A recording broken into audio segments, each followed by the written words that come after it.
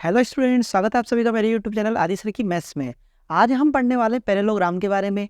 Parallelogram की properties पढ़ेंगे और पैरेललोग्राम पर बेस्ट जितने भी टाइप के क्वेश्चंस बनते हैं उनको हम टाइप वाइज पढ़ेंगे। पहले मैं आपको प्रॉपर्टीज बताऊंगा, फिर पैरेललोग्राम पर बेस्ट क्वेश्चन जो होते हैं मैं टाइप वाइज बताऊंगा कि फर्स्ट टाइप का क्वेश्चन कैसा होता है, टाइप सेकेंड किस तरीके का बन सकता है। जितने भी क्वेश्चन बन सकते हैं पैरेललोग्राम पर मैं सारे क्वेश्चन आपको आज करा दूंगा। तो आज की क्लास आपको बिल्कुल मिस नहीं करनी, पूरी एंड तक देखनी है। तो देखो, फर्स्ट मैं आपको बताता हूँ, तो ध्यान से देखो, ये है आपका पैरेललोग्राम। सबसे पहली चीज, पैरेललोग्राम होता क्या है। पैरेललोग्राम एक पॉलीगन होता है, एक पॉलीगन जो फोर साइड से मिलकर बना होता है। तो फोर साइड से मिलकर बने पॉलीगन को हम क्या बोलते हैं, क्वाड्रिलेटरल बोलते हैं। तो क्वाड्रिलेटरल का एक टाइप क्या कहलाता है, पैरेललोग्राम कहलाता है। क्वाड्रिलेटरल का एक टाइप पैरेललोग्राम है। पैरेललोग्राम हम उसे कहते हैं जिसकी अपोजिट साइड का मतलब होता है आमने सामने की साइड, मतलब ये वाली साइड और ये वाली साइड। अपोजिट साइड क्या होती है, पैरेलल होती है। पैरेलल का मतलब होता है इन दोनों लाइंस को आगे बढ़ाने पर ये किसी भी पॉइंट पर एक दूसरे को इंटरसेक्ट नहीं करती।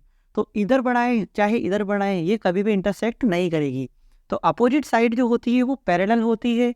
ये वाली दोनों पैरेलल है और ये वाली दोनों भी क्या है, पैरेलल है। दोनों साइड अपोजिट साइड पैरेलल होती है और साथ में इक्वल भी होती है। पैरेललोग्राम में अपोजिट साइड्स पैरेलल होती है और इक्वल भी होती है। अगर किसी क्वाड्रिलेटरल में अपोजिट साइड पैरेलल हो और साथ में इक्वल भी हो, वो क्वाड्रिलेटरल क्या कहलाता है, पैरेललोग्राम कहलाता है। अब हम आगे देखते हैं। पैरेललोग्राम की ये चार प्रॉपर्टीज होती है। ये चार प्रॉपर्टीज किस तरीके से होती है मैं आपको लाइन बाय लाइन बताता हूँ। देखो, फर्स्ट होती है opposite side parallel and equal. तो ये मैंने आपको बता दिया कि अपोजिट साइड पैरेलल और इक्वल होती है, तभी ये क्या बनता है, पैरेललोग्राम बनता है। जैसे ये ए है, ये बी है, ये सी और ये डी है। तो ए बी और C D line, A B और सी डी एक दूसरे के पैरेलल भी होगी और साथ में क्या होगी, इक्वल भी होगी। ऐसे ही ए डी और बी सी लाइन एक दूसरे के पैरेलल भी होगी और क्या होगी, साथ में इक्वल भी होगी। सेकंड प्रॉपर्टीज क्या होती है, अपोजिट एंगल्स आर इक्वल। मतलब ये वाला एंगल है, इस एंगल के सामने कौन सा एंगल है, ये वाला एंगल। तो एंगल ए जितने डिग्री का होगा, एंगल सी भी उतने ही डिग्री का होगा। उसके बाद एंगल बी अगर जितने डिग्री का होगा उतना ही एंगल डी होगा। इसका मतलब ये, अगर ए 70 डिग्री का है तो सी भी 70 डिग्री का होगा, और अगर बी 110 डिग्री का है तो ये भी कितने का होगा, 110 डिग्री का होगा। बात समझ में आ गई। थर्ड प्रॉपर्टी है sum of adjacent angle 180 degree. Adjacent angle का सम कितना होता है, 180 डिग्री होता है। लेकिन एडजेसेंट एंगल कहते किसे हैं, एडजेसेंट एंगल का मतलब होता है पास वाला एंगल। तो एंगल ए और एंगल डी, एंगल ए और एंगल डी क्या है, एडजेसेंट एंगल है। अब मन में आएगा एक क्वेश्चन कि सर ये बी भी तो पास में ही है, बिल्कुल पास में है। तो एंगल ए और एंगल बी भी क्या होंगे, एडजेसेंट एंगल होंगे। तो एंगल ए हो और एंगल डी हो, इन दोनों का सम कितना होगा, 180 डिग्री होगा। और एंगल ए और एंगल बी है, इनका सम भी कितना होगा, 180 डिग्री होगा। तो ये क्या हो जाएंगे, 180 डिग्री। ये वाली प्रॉपर्टी समझ में आ गई। नेक्स्ट प्रॉपर्टी है diagonals are bisect each other. Bisect का मतलब क्या होता है, डायगोनल का मतलब होता है ये AC और BD, ये दोनों क्या है, डायगोनल है। ये O पॉइंट पर क्या करते हैं, कट कर रहे हैं। तो ध्यान से देखना, डायगोनल्स आर बाइसेक्ट, बाइसेक्ट का मतलब होता है बराबर पार्ट में डिवाइड करना। ये AC डायगोनल है, इस पॉइंट पर कट हो रहा है, तो ये बराबर पार्ट में क्या होगा, डिवाइड होगा। मतलब अगर AO 3 सेंटीमीटर की है तो OC भी 3 सेंटीमीटर की होगी। अब BD की अगर बात करें तो BD भी एक डायगोनल है, ये भी O पॉइंट पर कट कर रहा है। तो ये वाली जितने की डिग्री, जितने सेंटीमीटर की होगी उतने ही ये क्या होगा, उतने ही सेंटीमीटर की होगी। अगर ये 7 सेंटीमीटर है तो ये भी कितना होगी, 7 सेंटीमीटर।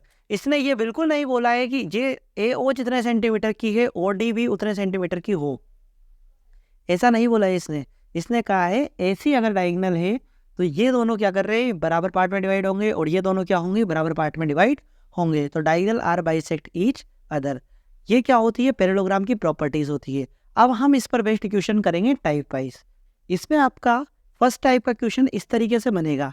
आपको एक पैरेललोग्राम दिया हुआ रहेगा, बोलेगा आपसे कि ABCD is a parallelogram. Parallelogram को शॉर्ट में इस तरीके से लिखते हैं कि ABCD एक पैरेललोग्राम है जिसमें आपको एक एंगल दिया हुआ रहेगा, बाकी आपसे बोल सकता है कि बाकी के तीनों एंगल आप क्या करो, निकालो।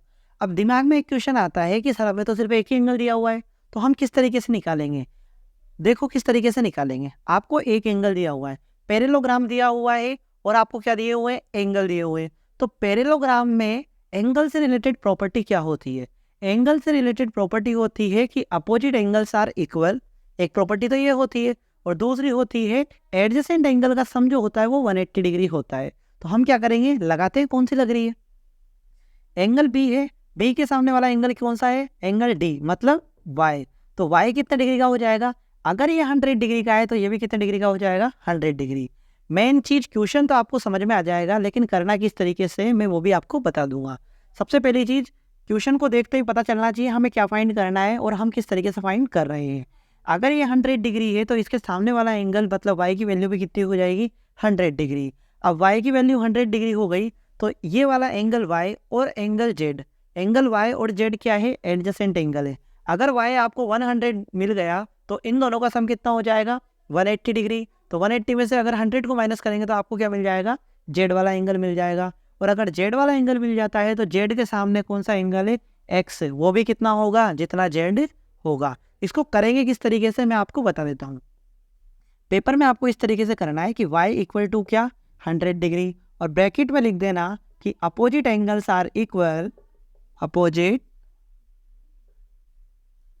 Angles are equal in parallelogram. Parallelogram में क्या होंगे, अपोजिट एंगल्स इक्वल होंगे। तो ये y की वैल्यू आपके पास आ गई।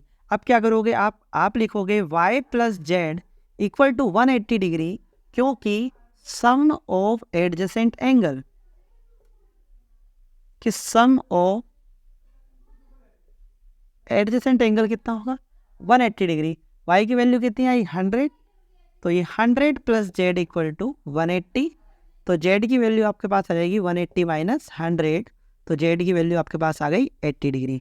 उसके बाद आप क्या लिखोगे, जितनी जेड की है उतनी ही एक्स की है, मतलब Z equal to X equal to कितना लिखोगे, 80 डिग्री। या तो इसको साथ में भी लिख सकते हो, नेक्स्ट लाइन में भी लिख सकते हो।